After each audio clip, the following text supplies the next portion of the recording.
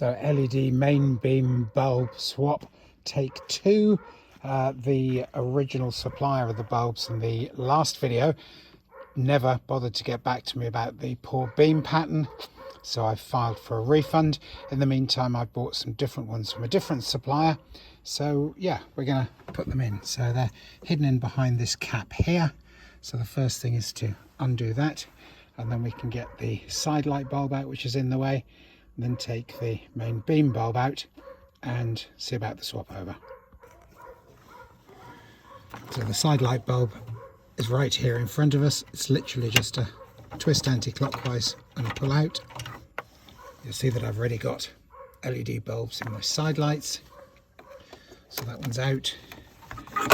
There's the wiring for these ones that I've already bought, and as with the standard ones, slight turn anti-clockwise,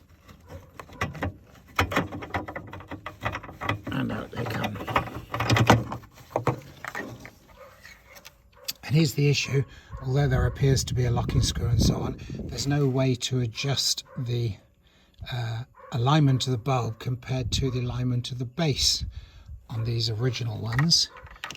The newer ones that I've bought, the base will actually rotate, so we can set the beam pattern exactly as we want it.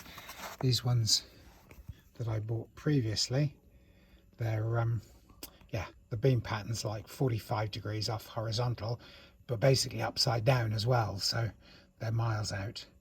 Try and get these new ones in. So in the reverse procedure from removal, put it back in and turn it slightly clockwise, and it's locked in. The multi-plug has a safety catch on both sides, so to start with, it's pot luck when you connect it up as to whether it's wired the right way or the wrong way, but it's 50-50 chance, so going to plug it in and see if we've got A, function, and B, a good beam pattern. So bingo, first time lucky, got the power connector the right way around, so going to put the side light bulb back in and put the cover back on and move on to the other side.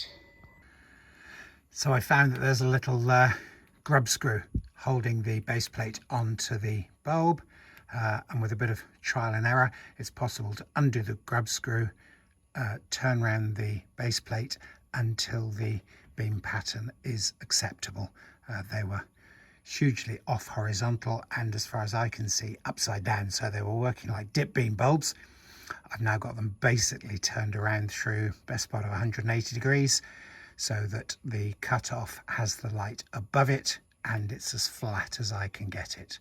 Show you in a second.